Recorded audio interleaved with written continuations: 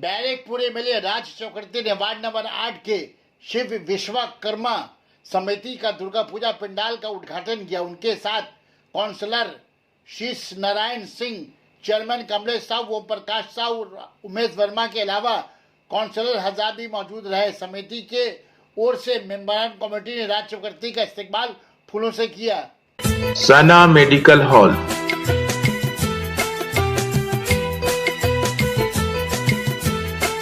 10% discount on every medicine. Oxygen cylinder also available.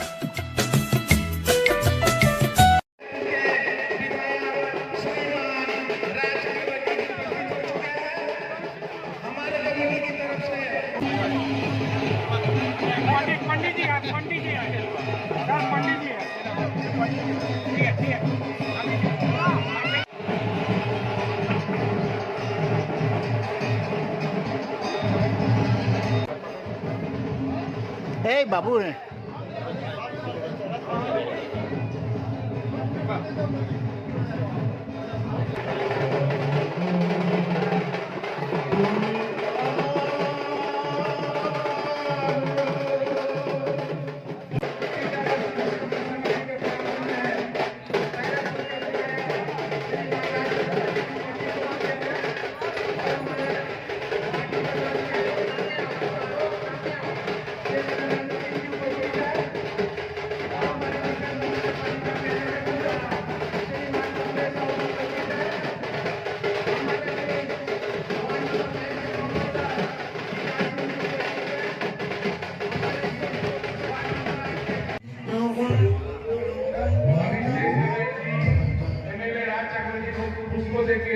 उसको अभिवादन कर रहा है।